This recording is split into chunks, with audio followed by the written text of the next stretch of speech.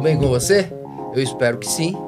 Se você é do mercado de reposição de autopeças, você está no lugar certo. Eu sou o Beiran e este é o Automotivamente, um podcast dedicado a levar informação até você que compõe essa enorme cadeia e que nós tanto gostamos e trabalhamos, né? Então, hoje em especial, como vocês sabem, né? Normalmente nossos convidados são celebridades do setor, mas hoje em especial a gente tem um cara de peso, embora bem magro e sempre em forma, e ele nos honra aqui com sua presença.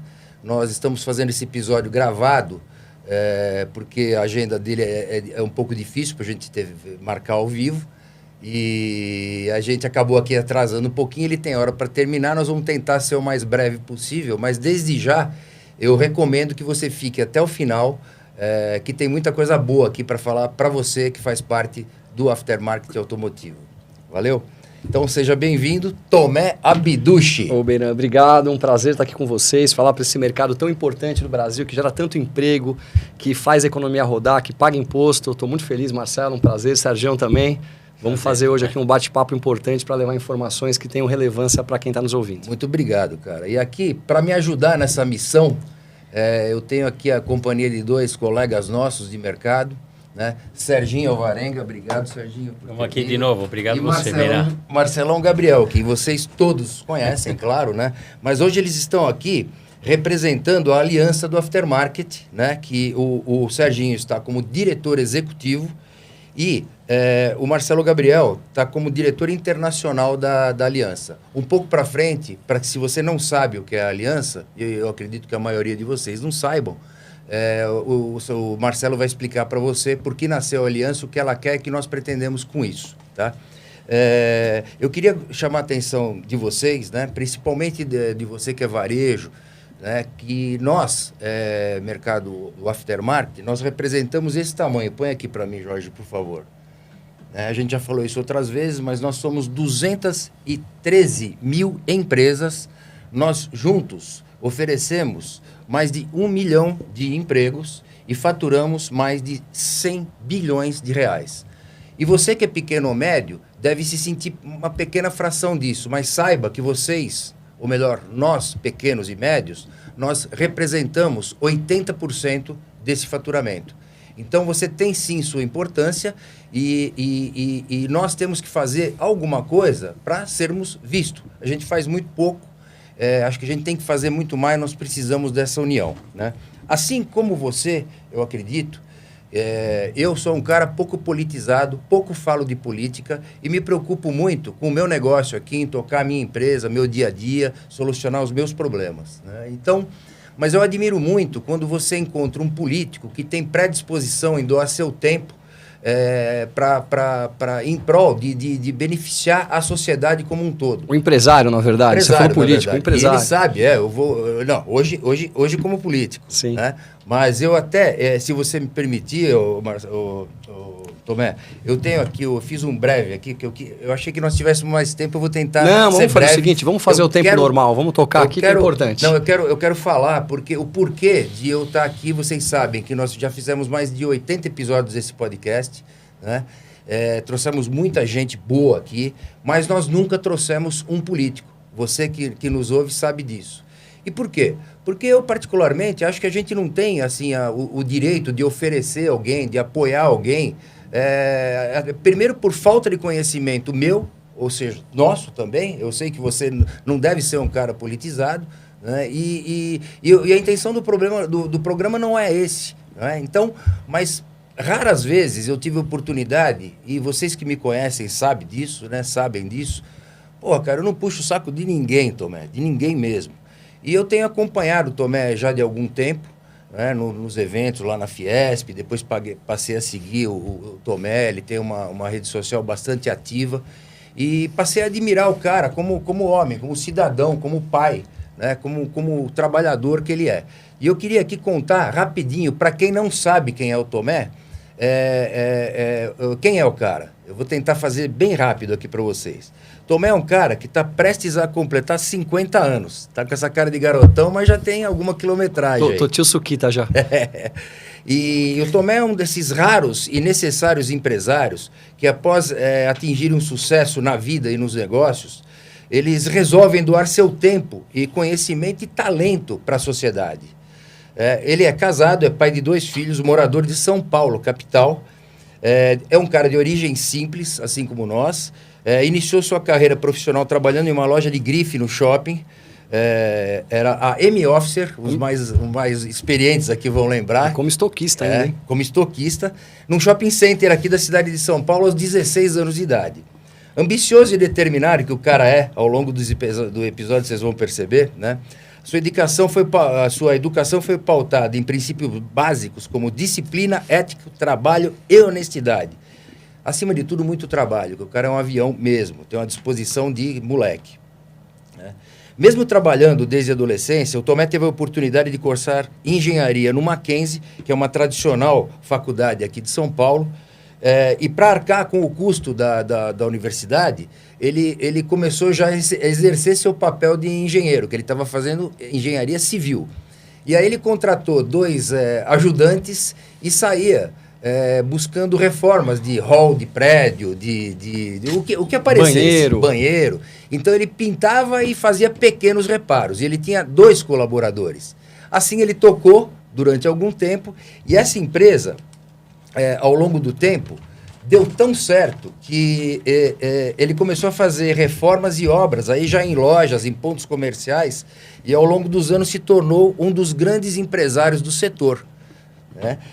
Até que numa noite fria de inverno, não vale ficar emocionado que, porra, eu acho... Essa foi foda. Vocês não sabiam disso. Eu procurei. Não sabia. Numa noite fria de inverno, né? O Tomé estava, como fazia de costume, entregando cobertores para moradores de rua, quando um pai de uma criança pediu para ele mais um cobertor para sua filha, que estava encolhidinha, deitada numa pilha de jornais. Né? E aí o Tomé se emocionou com aquilo e ele teve ali um grande ponto de inflexão que para o nosso bem, para o bem da sociedade brasileira, esse ponto de inflexão transformou a expectativa de carreira dele.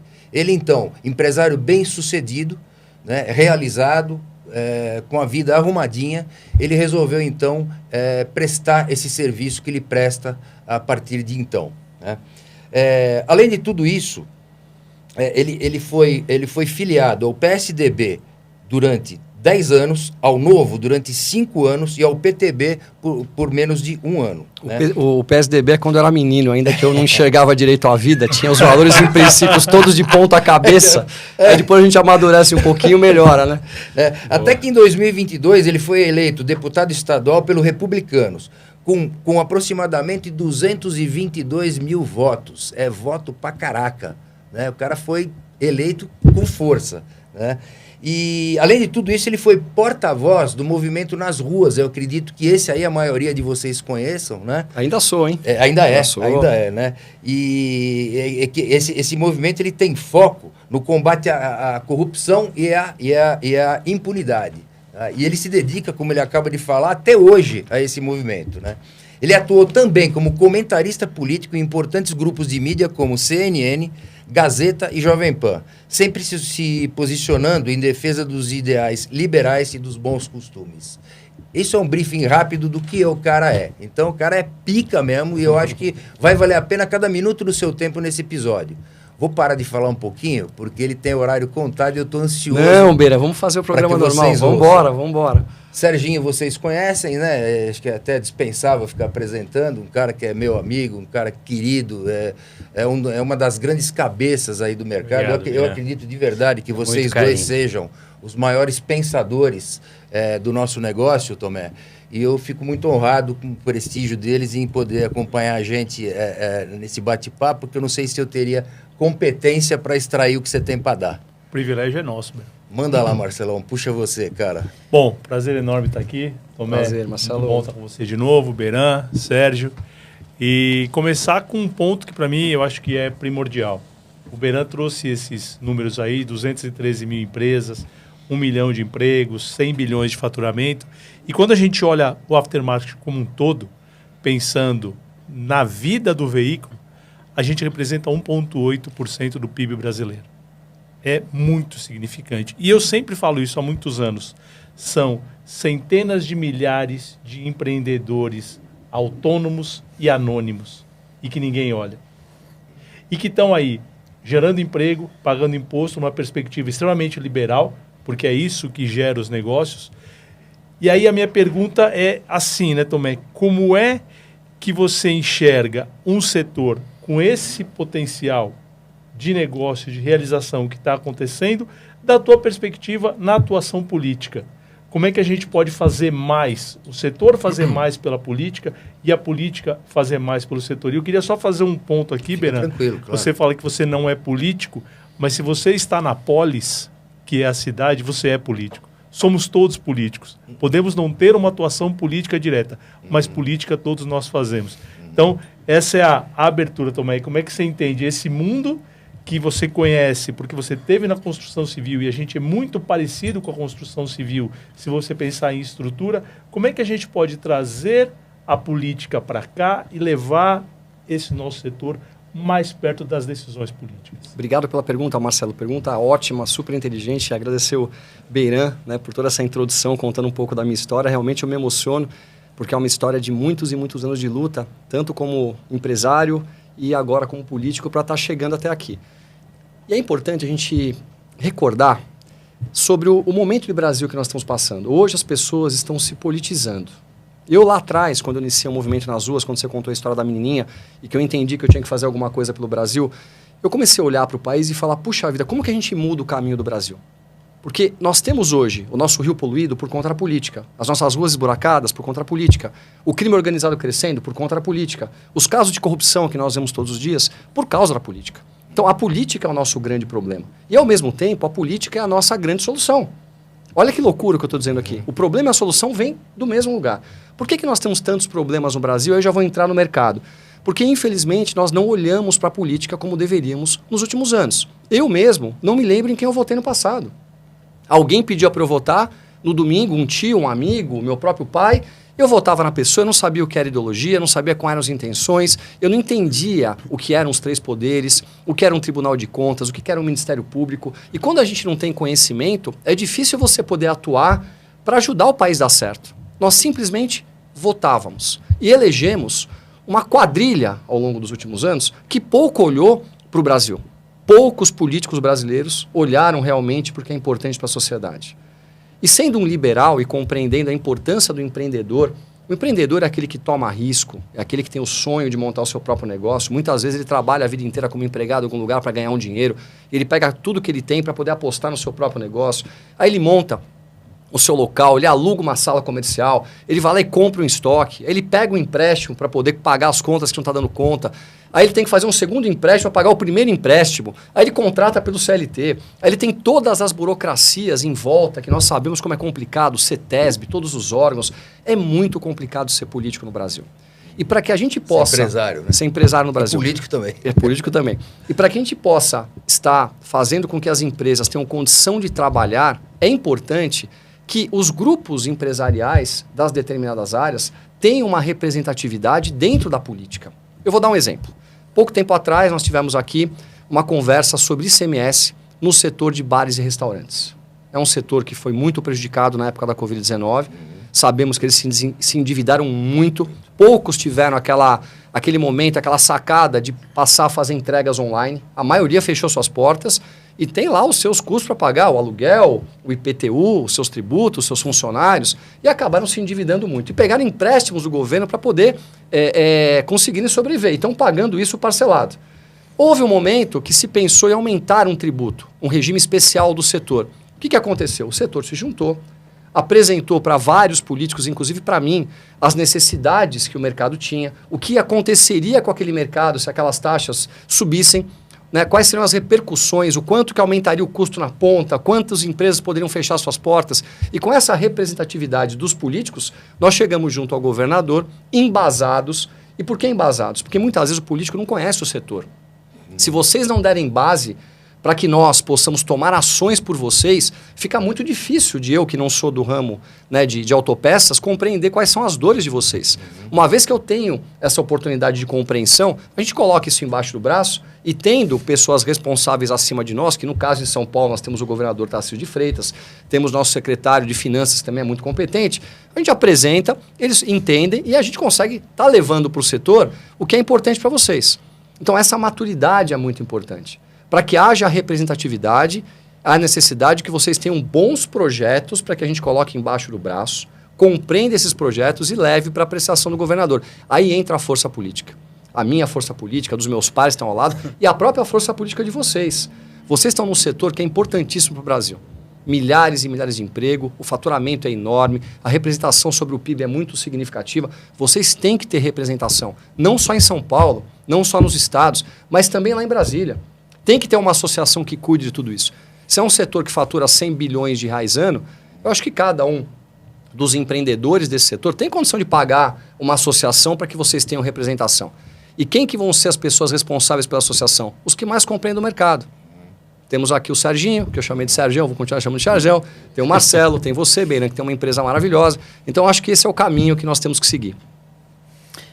Bom, me permite... Respondi a pergunta? Claro. Completamente. Bom, deputado, obrigado pela presença, né? Eu tinha me afastado há algum tempo, já estava me desligando das entidades, voltei agora para coordenar a aliança e passei por a minha vida, basicamente, eu nasci nas entidades, passei pelas concessionárias, pela indústria de autopeças, pela distribuição, a reparação, que foi meu berço. Então, vivia muito Brasília, a Assembleia Legislativa, que é a sua casa hoje, e a Câmara Municipal, no caso de São Paulo. E teve um momento realmente que eu vi um desencanto total com a política, não dava nem para eu sair na fotografia com um político, porque era muito delicado, a coisa degringolou. Eu acho que foi um dos sentimentos que você teve, inclusive, quando você ingressou na política, a busca da moralização, por isso que está aqui, por isso você está aqui, inclusive, né? Isso que é importante. E eu sempre fui muito cético, mas também era muito jovem também naquela época e me revoltava um pouco aquilo. E você tem o tempo e o tempo, você tem que ter uma habilidade, um sangue frio, administrar toda uma situação, uma conjuntura. E eu pegando o gancho que o Marcelo colocou, comparando o nosso setor como cadeia de valor com a cadeia da construção civil, a diferença é que esse setor existe o canal original, coisa que a construção civil não tem. Então, quando você tem um canal original, você tem uma montadora que tem um lobby muito pesado em Brasília e que ele é a mola propulsora de todos os negócios, porque ele que tem o veículo automotor que gera tudo isso, mas, ao mesmo tempo, ele tem uma restrição, que inclusive está sendo discutida em Brasília com o Ministério Público Federal, de derrubar uma lei Ferrari, que é a Lei 6729, que ela cumpriu o papel dela naquela época que você tinha a rede de concessionárias muito fragilizada, as montadoras podiam entrar e sair do país, o cara gastava um dinheirão, não pagava lucros cessantes, era uma festa.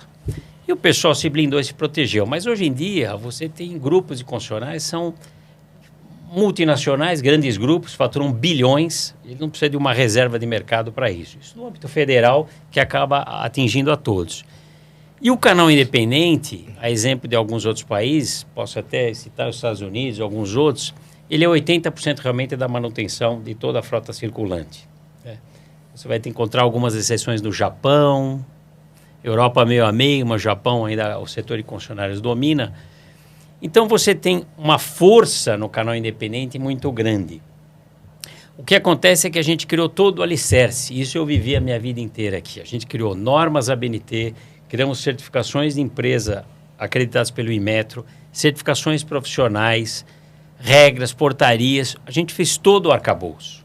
Acontece que o Estado não enxerga a isso. Essa é a dificuldade. O Estado não enxerga, não existe uma conexão do Estado com a iniciativa privada, principalmente desse canal produtivo, para que isso aconteça. E o melhor exemplo é a Lei 15297, que eu comentei há pouco aqui na nossa conversa, que lamentavelmente o governador da época não sancionou.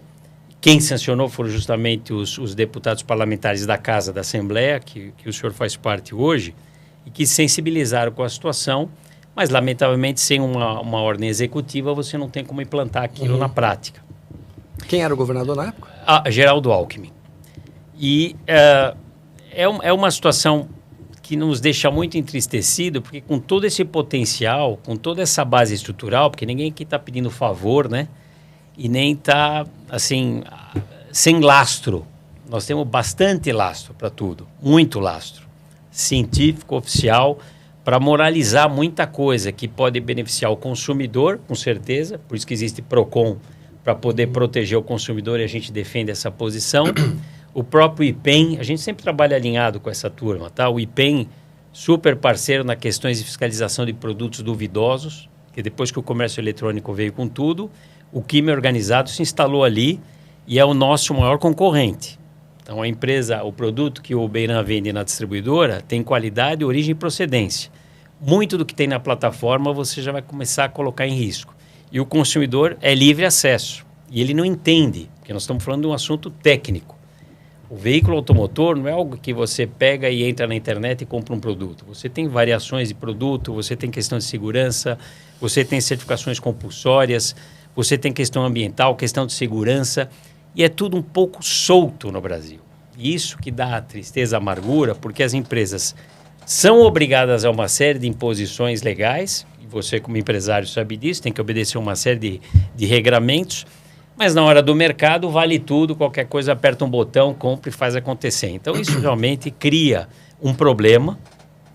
E o nosso maior desafio é que a gente teria que estruturar a base. Essa lei, inclusive, a base dela são as oficinas, que é o propulsor desse canal produtivo. Se você vende peças, se você tiver o cliente comprando. E a maioria que compra e decide compra de peças se chama oficina mecânica. Uhum. É ele que impulsiona tudo para cima. Não é ter uma indústria maravilhosa, uma multinacional fabricando peças, se não tem o comprador que faz acontecer. E como é um item técnico, a oficina tem o poder de fazer isso. Então, o que nós precisamos realmente é de um amparo. Não é bondade, né? Não é pedido de amigo de botequim, mas é assim, é um trabalho sério, que eu acho que é esse o compromisso que nos deixa próximo da sua pessoa, de seriedade, de entender aonde o Estado pode ir, o que é possível fazer com a sociedade organizada clamando, mas em benefício do cidadão, de todos os cidadãos. Não é o benefício do negócio que nós estamos falando. Porque se está atendido o cidadão, o resto flui. O que não pode são as competições desleais, a falta de entendimento do Estado e de algumas questões específicas do setor que passam batido. Então, se você consegue não engessar, porque eu ao longo do tempo eu fiquei avesso a regulamentações. Acho que muita regulamentação também é um negócio que fica meio estranho. Mas o mínimo é necessário para que você consiga construir uma base mais sólida. Então, não é exatamente uma pergunta, mas eu coloco uma visão sua. A importância da gente regular o mínimo possível o setor que já tem pronto, aproximar mais um parlamentar, que é a sua pessoa das causas do setor, para a gente construir onde é que estão esses buracos, esses problemas, na alçada do Estado, evidentemente. Uhum. O que é federal, logicamente, a gente pode se alavancar no partido, que eu entendi toda a missão e a visão do Republicanos. Acho um partido que tem uma visão que nos aproxima muito, né? Principalmente da livre concorrência, do mercado, que é uma coisa que a gente se inspira bastante. Mas aí é um outro estágio da negociação. O importante é a gente ter algum amparo de algum parlamentar que nos escute. Não queremos promessas falsas, vamos fazer, vou fazer, não é isso. A gente sabe as limitações de um parlamentar, não é uma decisão isolada, única. Você tem um partido, você tem uma assembleia, você tem os outros pares lá da casa, mas o pleito é justo. Então a gente tem muita sustentação no que a gente fala de benefício da sociedade, não é um benefício empresarial. Porque é isso que as pessoas... O senhor falou que é importante os empresários se entenderem, contribuir uma associação. Há 35 anos eu falava isso. Eu falo isso. Acontece que quando você tem um setor muito pulverizado e com uma característica não coletiva, que é do Brasil, uma característica que, se está bom para mim, está bom, quando chuta a minha canela, eu vou na entidade buscar solução. É um pouco mais árduo. Então, eu prefiro o seguinte, você faz um pequeno colegiado que você faz acontecer. Desse você acredita que você está fazendo a coisa correta, justa, você não está levando benefício próprio e você está atendendo uma coletividade maior. Aí você traz, por osmose, aquele que era reticente, né? Político, a entidade, sempre tem esse viés, porque realmente foi contaminado ao longo do tempo. Que é esse o seu problema que você enfrentou. Pô, você fala, estou entrando num mercado aqui que é complicado. Então, eu jogo de volta aí, desculpa ter me alongado, mas é quase um desabafo. Não, também, mas né?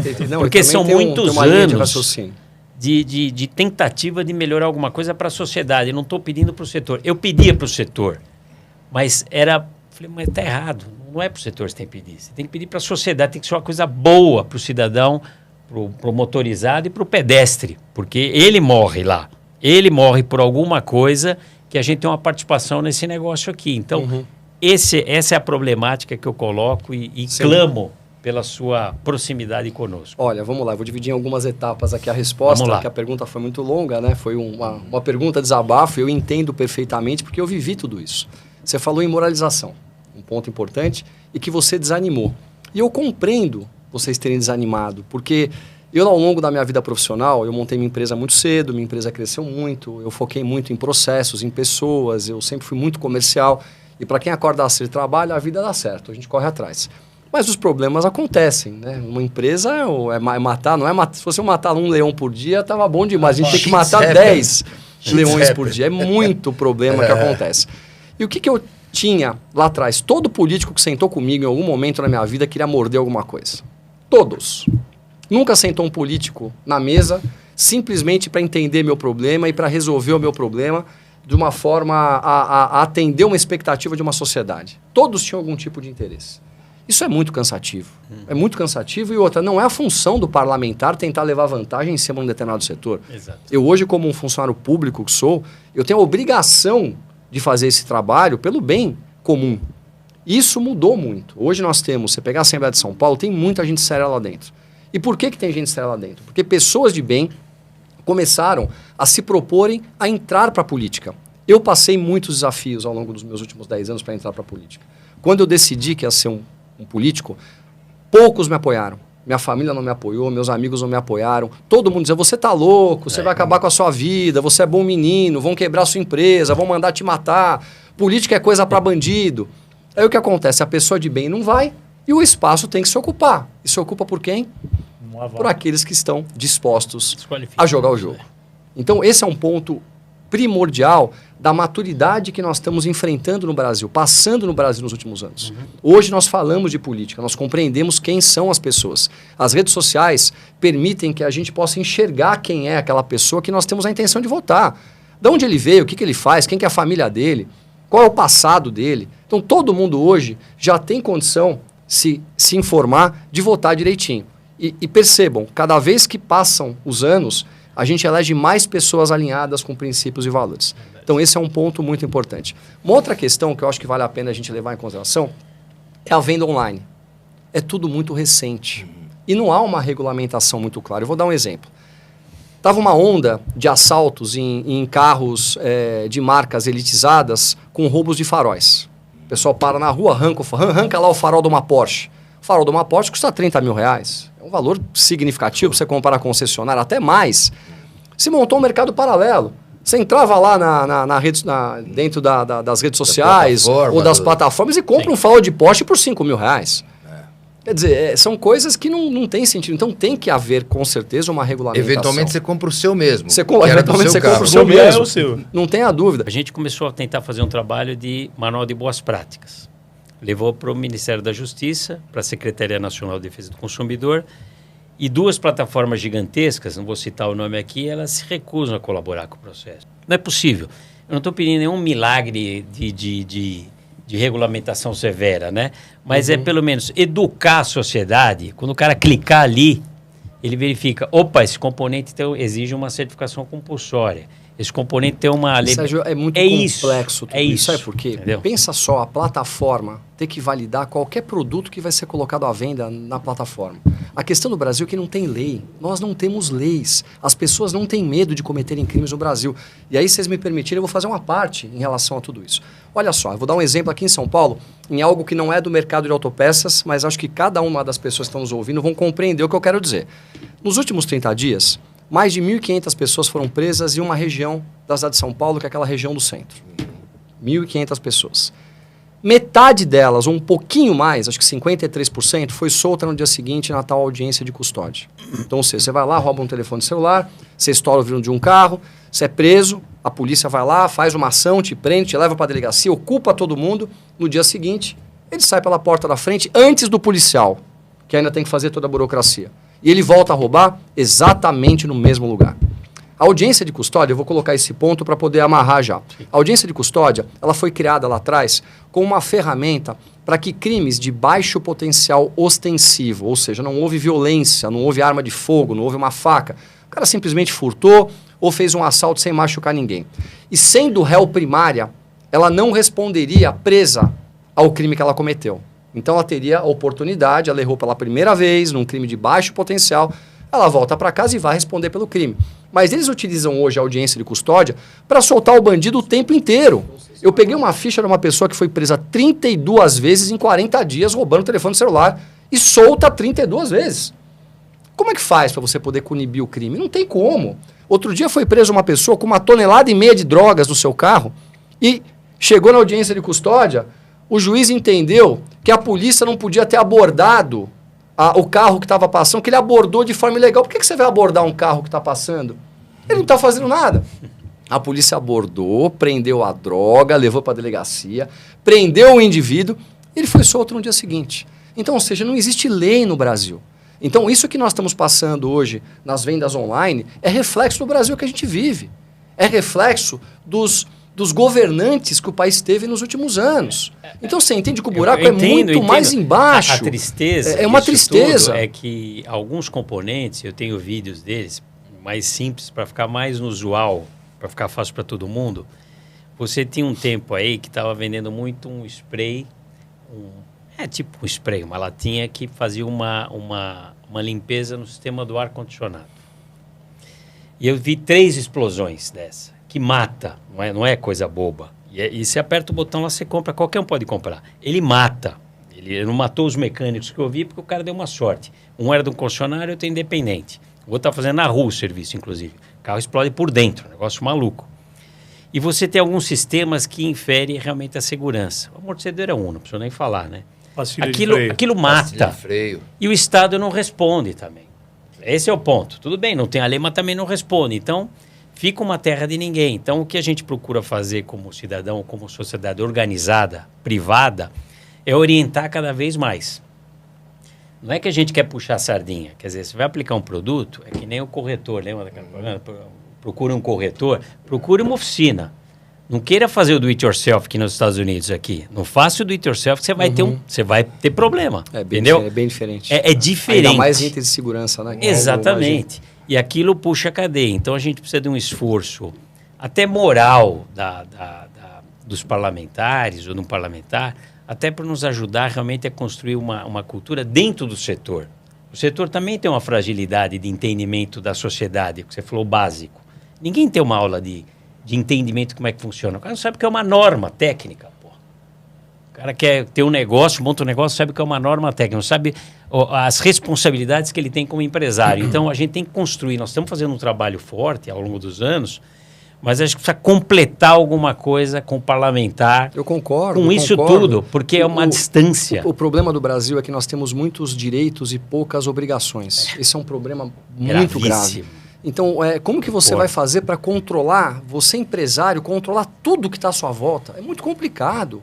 As empresas se oneram demais. Os custos administrativos do Brasil são fora da curva. Agora, se a pessoa vai lá e anuncia numa rede social um produto e ele, como indivíduo, não é responsabilizado, eu vou passar a responsabilizar você que é o empresário? Você entende que é complexo tudo isso? Eu não tenho ainda uma opinião formada, com clareza, porque tudo é muito novo. Agora, que nós precisamos sentar numa mesa, fazer uma reunião de trabalho para poder discutir ponto a ponto, e eu me coloco à disposição para poder estar representando o setor, eu não tenho dúvida disso. E aí nós vamos encontrar os caminhos que possam levar para vocês a tranquilidade da venda, né, a integridade do processo todo acontecendo, e ao mesmo tempo permitir que o governo ele possa compreender qual a melhor forma de poder executar tudo isso. O outro problema que nós estamos tendo hoje são os assaltos com os motoboys. Pô, os motoboys são maravilhosos, é uma turma maravilhosa que se dedica, que acorda cedo, que fica o dia inteiro respirando poeira, colocam a vida em risco nesse trânsito maluco de São Paulo, mas estão utilizando motos e aquelas malas na garupa para cometerem crimes. Eu fui a vítima. Como que você faz? Como que você faz para poder regulamentar? O Sérgio é estatístico. É o celular novinho. Não, cara, a maioria. assim rapidinho. Aí eu já era. pergunto, como que você faz para poder regulamentar um motoboy, que é uma pessoa de bem que está trabalhando, com Sim. um bandido que se utiliza, teoricamente, da plataforma dele, que no caso é a motoca dele, para poder roubar? Complexo, Sérgio. Eu diria que algumas coisas, É complexo. Tomé, se me permite. À vontade, imagina. É que são questões estruturais de educação, de cultura, que Exato. são alguns anos, algumas gerações. A gente não vai conseguir resolver isso, nós vamos ter que enfrentar e transitar com algum começo agora. O que a gente está buscando mais é em cima de uma cadeia de valor que já está formada e já tem seus vícios, precisa corrigir. Eu acho que realmente é a parte dele que cabe a eles. Tem entendimento de como é que funciona toda uma cadeia de valor, como é que funciona um negócio. Parece que existe, às vezes, uma amnésia, é o que eu te falei. Quando está tudo bem, ninguém te chama. Quando tem problema, todo mundo bate na tua porta. Então, é isso que a gente tem que mudar, essa cultura empresarial. Não é só o nosso setor. Acho que toda a cadeia de valor ele tem essa dificuldade. E quando eu falo cadeia de valor, também existe uma deficiência, porque, às vezes, aquele que comanda o canal não enxerga bem. A construção civil deve ser lá um comandante, alguém deve ter um comandante de canal, que não deve ser o pedreiro, com certeza. Ele está na base da pirâmide, talvez que nem a oficina está embaixo. Então, você não tem uma cadeia de valor bem formada. Alguns setores estão bem evoluídos, como o defensivo agrícola, outros que os caras se cooperam. Mas que é muito regulado, né? É regulado. Ele acaba sendo muito regulado. Também. Mas se coopera para poder manter vivo e competitivo. Alguns são mais complicados. Flexíveis. E o que acontece é que o setor, como é complexo, você tem indústria e comércio junto, você tem regramentos e leis diferentes, às vezes de mais ou de menos ou nada, isso complica. Então, os nossos 4 pontos, que eu te falei, não é esfera competência estadual, mas vale falar. Mas é importante, porque eu sendo um representante estadual do setor, você leva, né? Eu levo a nível nacional, não tem a dúvida A disso, livre concorrência é uma. Nós temos o problema de livre concorrência em alguns fabricantes de componentes não podem produzir por questão de design, que é uma questão complicada, discutida na Europa, alguns países cederam, outros não. O direito de reparar, que é a nossa grande grita, é mundial, a gente participa de um fórum global, o Marcelo pode explicar melhor que ele está à frente. Ponto, né, Sérgio? Quando você pensa que se você monopoliza a manutenção na concessionária, não existe uma infraestrutura estabelecida hoje que dê conta da demanda possível. Então, você leva para um esse é um. O segundo é que você fomenta mais a picaretagem. Quanto mais você prende no lugar, mais você fomenta o lado de lá espernear.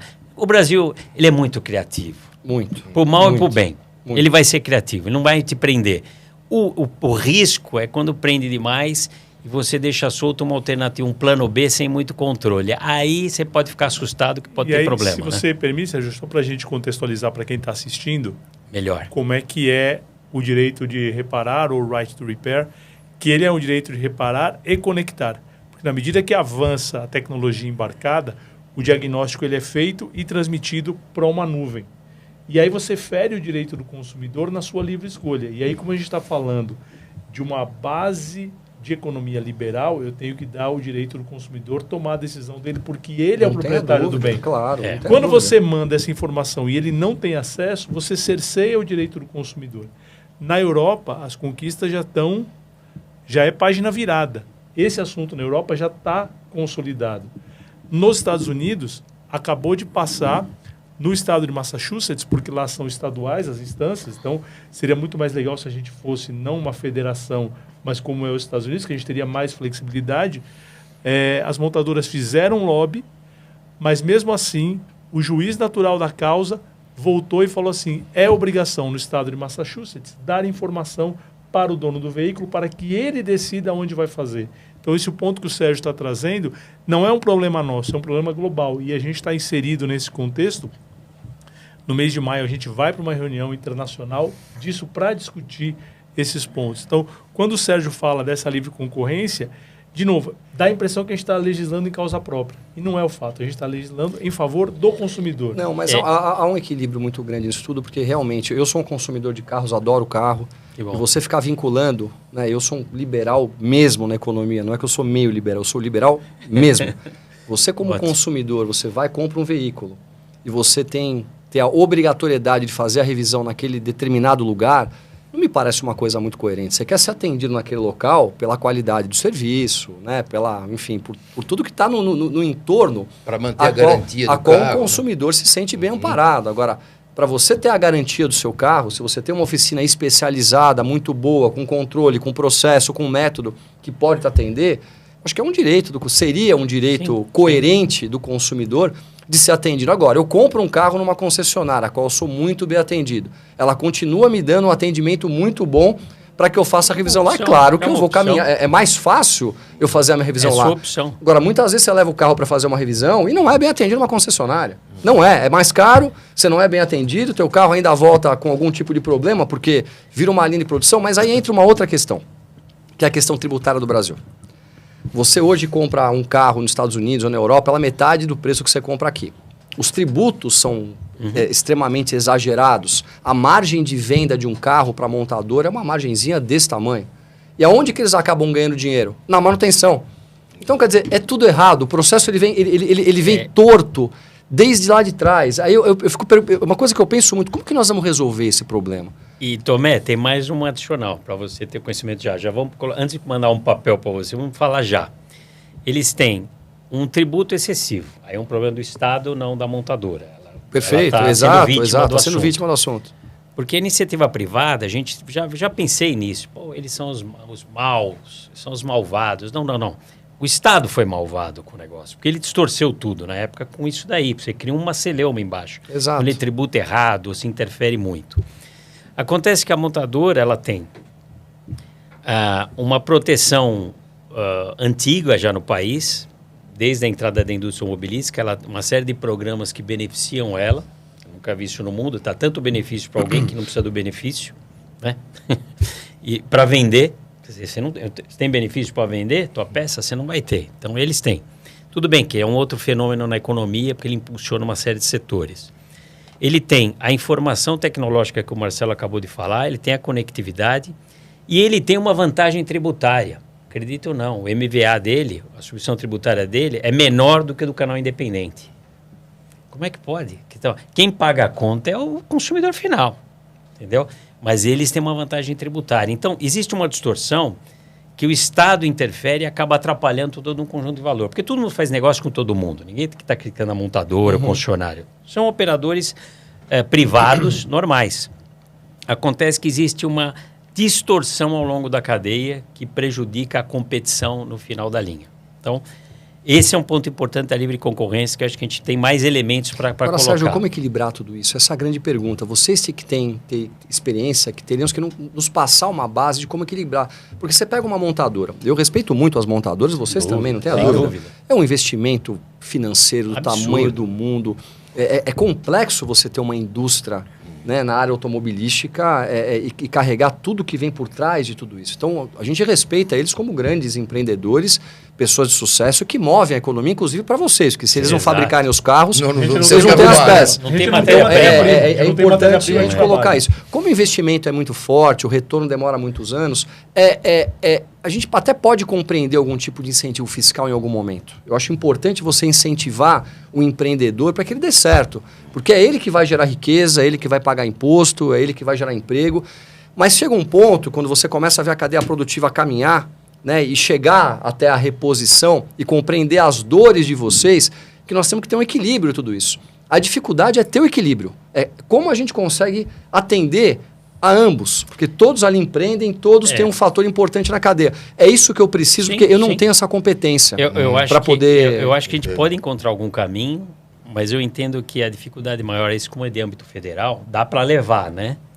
É que essa lei Ferrari 6729, ela protege eles de todas as maneiras. Nem o CAD consegue colocar eles como abuso de poder econômico. A lei protege eles. Então, eu não sei até que ponto, porque a montadora adoraria fazer... Qual o tamanho do mercado das montadoras? Vocês têm ideia? Você está falando de dinheiro ou de... De dinheiro. Vocês me falaram 100 bilhões no mercado de autopeças, né? O pós-venda dele deve ser os outros, uns 20 bi, 30 bi de peça. Só deles. Porque eles têm peça de estamparia, algumas peças exclusivas, algumas importadas que não são produzidas aqui, ou peça cativa mesmo, né? Que não tem alternativa. Então, eles gostariam de fazer mais negócio, a minha percepção, com o canal independente, com as oficinas. Acontece que a rede de concessionárias cria um bloqueio no meio. E isso não é bom para o consumidor final. E isso gera o mercado cinza, que ninguém gosta, nenhum dos dois lados gosta. E aí o canal eletrônico deita e rola. Aí ele deita e rola, deixa esses caras se pegando. Desova tudo isso. Exatamente. Então, é preciso enxergar isso de uma maneira mais consistente. Não temos nada contra, eu concordo. A montadora tem um retorno de investimento, o concessionário tem que ter o retorno de investimento no carro em garantia. Ninguém está falando do carro zero. Ele pode frequentar lá concessionários 3, 4 anos, mas ele tem que ter, em algum momento, a liberdade de escolha. Eu terminei minha garantia, eu estou com o meu carro, eu tenho a liberdade de escolha. Para isso, eu preciso ter informação. Isso é justo. Não é injusto. Ninguém está acabando com o negócio da pessoa. Ele é importante no processo. Mas existem distorções, como eu lhe falei. Mas não vou ficar alongando aqui. O livro de concorrência Só um ponto que eu queria acrescentar, Sérgio, é que a gente trabalha junto há muito tempo. Sim, bastante tempo mesmo. E durante um momento a gente olhava para as montadoras como eles são os inimigos. Na verdade, eles não são inimigos. Eles são players legais que estão atuando no mesmo ambiente competitivo que a gente. O que nos prejudica é o Estado. E aí, pegando a tua perspectiva liberal, é o Estado que nos sufoca. Mas esse é o ponto. Esse é o ponto por quê? Porque se é o lobby das grandes montadoras, é porque existe alguém com algum tipo de interesse em determinada área. Então, você entende? O Brasil ele é todo amarrado nessa questão de princípios e valores. O lobby das montadoras também, Tomé. Depende do lobby. Depende do lobby. Concordo, mas assim, mas eu tenho um negócio, eu me interesso. Eu trabalho pelo meu negócio, lá o caso deles, direito deles, vão atrás, é privado, faz o chamar dentro dos limites corretos e morais. Levar os pleitos ao político é justo. Agora, o que acontece é que existe uma distorção que fere o consumidor final, que foi originado pelo Estado. Deu para acompanhar o processo, já fiz várias apresentações, a última que eu fiz que eu mostrei da década da ditadura até aqui.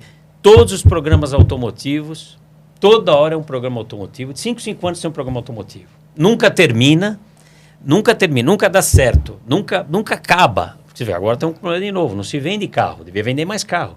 Para nós não é bom também ficar assim muito tempo. Fala, pô, não vende carro, é bom para vocês arrumam. Mas não. Você sucateia, aí começa a ficar ruim para todo mundo. Só que vira Cuba, acaba o negócio de todo mundo. Então você tem que ter um equilíbrio na venda de carros novos. Então a gente apoia essa direção. O que acontece é que existe um canal original, um canal independente. E o canal original ele está levando uma vantagem por distorções que o Estado está influenciando. Ou tributário, ou algum regramento. Essa lei aqui, ela interfere bastante, que o Ministério Público está em cima lá, está no STF isso daqui. Mas, de novo, começam as distorções, né? Então, tem dois...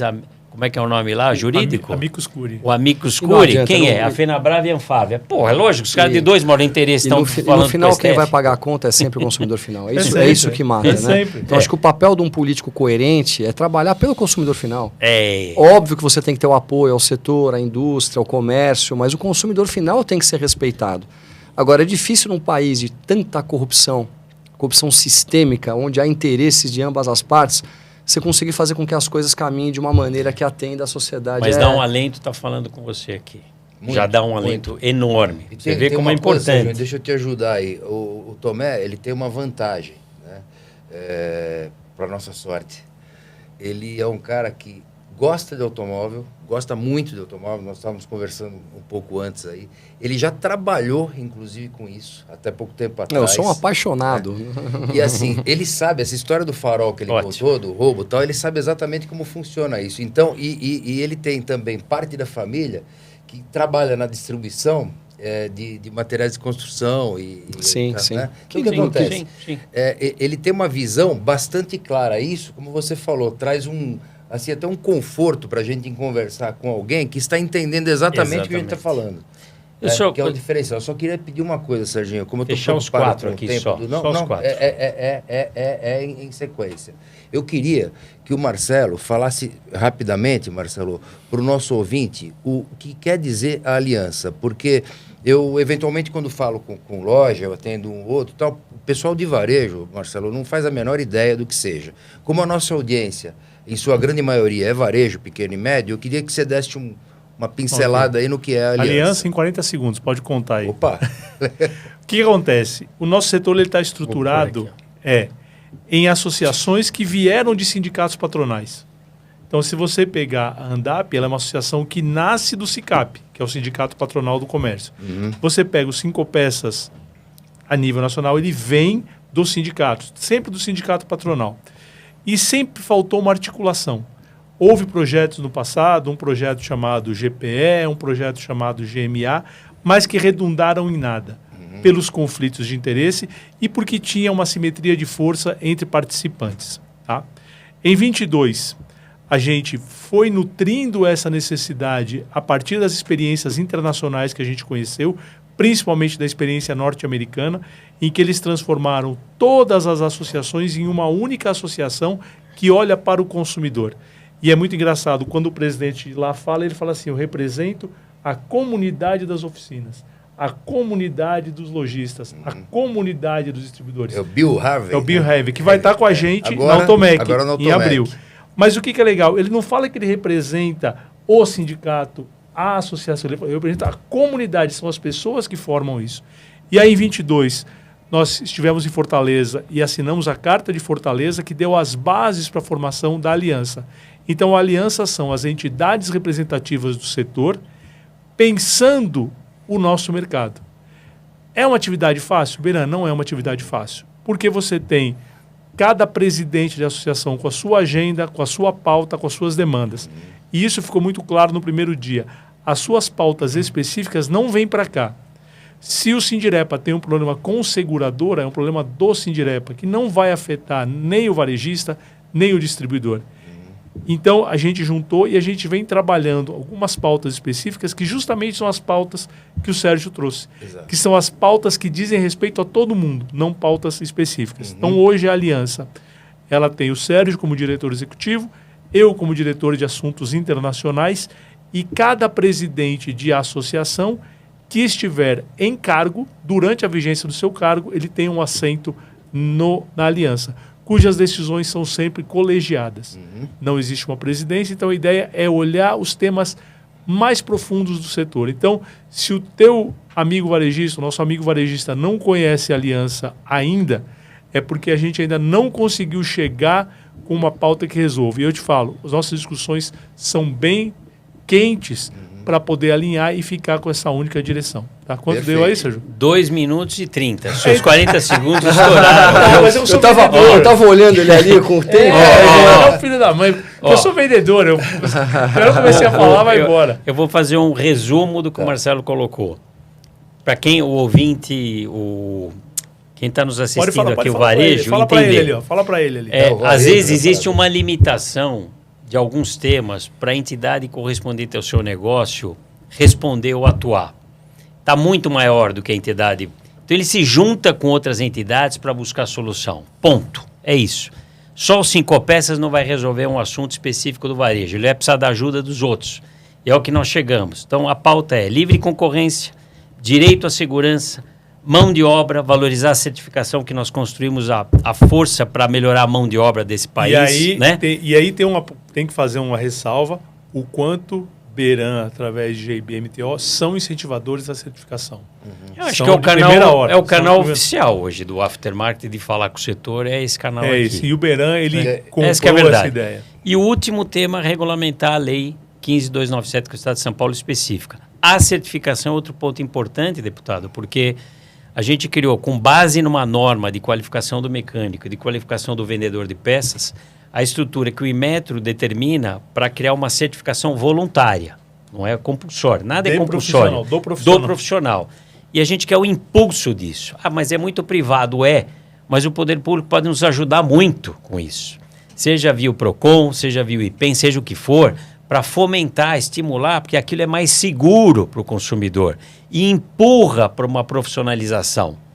Porque, vamos lembrar bem, a área de construção civil. Você está na sua casa, está sua mãe sozinha. Você vai deixar hoje, você vai contratar qualquer chaveiro, o encanador para subir lá na tua casa sozinho, com a tua esposa, com a tua mãe? Você vai deixar? Não, imagina. E o que o mercado se fez? O mercado privado se vira, né? Você pega uma determinada companhia de seguro, alguém traveste o cara, põe uma roupa bacaninha, você deixa entrar, não deixa? Sim, porque tem traz confiabilidade. Tem alguém por trás. Confiabilidade. Então, basicamente, de competência e de segurança. É o que nós estamos tentando buscar e trazer aqui.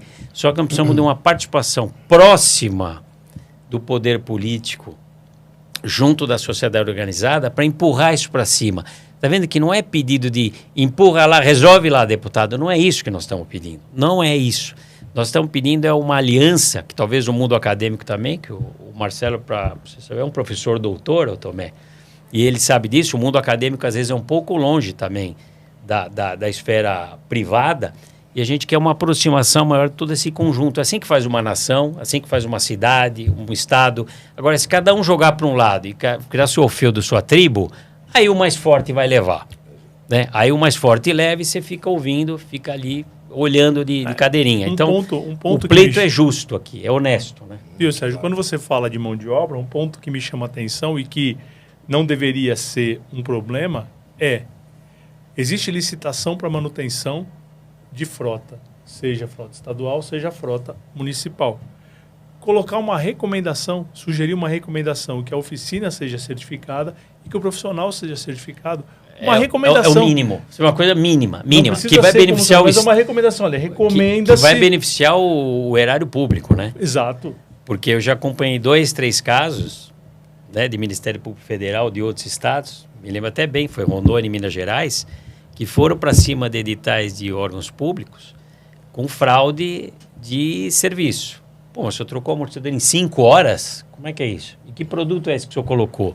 Então, tudo está regulado, tem estrutura. O que precisa é colocar na documentação e começar a firmar mais. Não é burocratizar, aí é defender o erário público. Senão você tira pela torneira. Eu acho que o meu compromisso com vocês é sentar com o setor, entender as demandas. Eu quero também ler um pouco sobre a Lei 15.297, que vocês me passem base. Que uma vez que ela já foi sancionada pela Assembleia e o governador acabou na época, o Alckmin acabou não sancionando, entender qual foi o motivo de tudo isso. Agora, hoje no estado de São Paulo, nós temos um governador que é pró-mercado, que é o Tarcísio. Né? E ele sabe que quando você incentiva o mercado, você faz com que o faturamento das empresas cresça, isso cresce emprego, cresce a arrecadação de tributos. Eu estou super à disposição de vocês. Só preciso que vocês me deem realmente base para que eu possa representar. Eu aprendo fácil, hein? Essa lei 15.297, Tomé, só para você saber, ela tem o batismo de Sérgio Lei Alvarenga. Lei Alvarenga, Sérgio Quem desenhou o projeto de lei foi o Sérgio. Ele que desenhou o projeto todo. Então vocês têm que parar de chamar de Serginho. O Sergião, pô. Eu que estou certo. Não. Foi um prazer, foi uma alegria, né? Chegar nesse ponto até foi uma alegria poder contribuir. Foi desafiador as audiências públicas lá na Assembleia.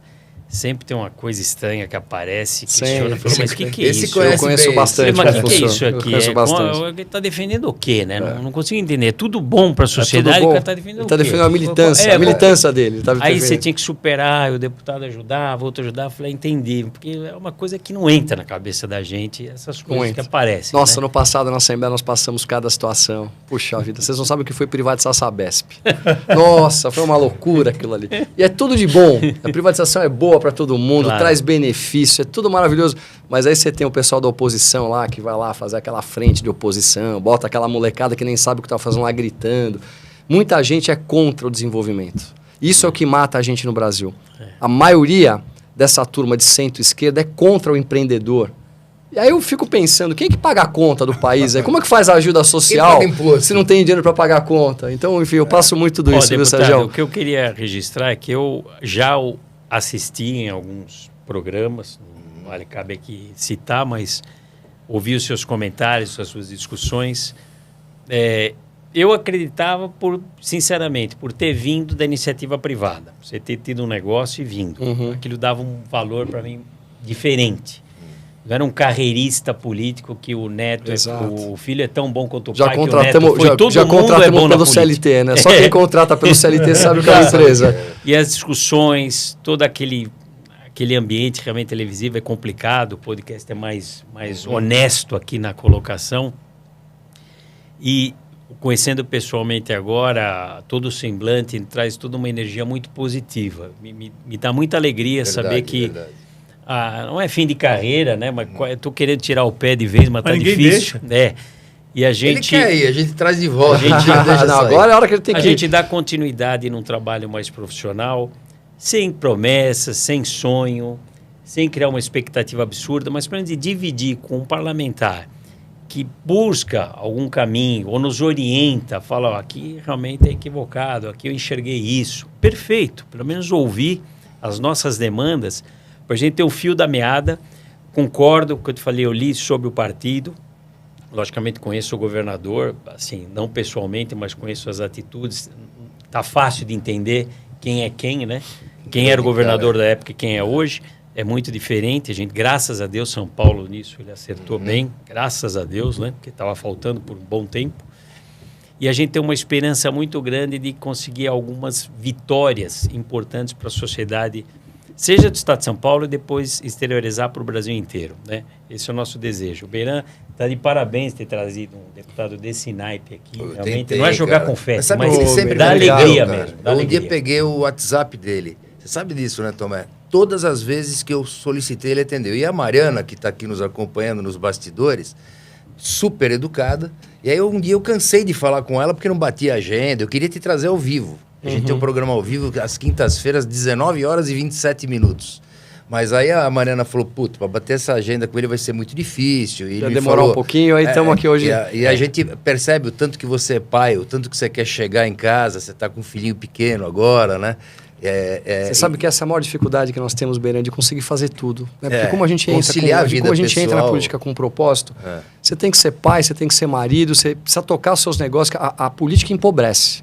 Para quem é bem sucedido que nem nós, né, que tivemos um histórico de anos trabalhando e produzindo riqueza, a política te empobrece. Você dedica mais da 80% do teu tempo para a política e 20% eu consigo dedicar para as minhas coisas pessoais. Você é um puta louco. Você, com certeza você ganharia muito mais tocando seus negócios e conciliar, mas eu entendo que a gente só vai mudar o Brasil se mais pessoas também estiverem se propondo a entrarem para a política com princípios e valores e com conhecimento. Sem conhecimento não adianta.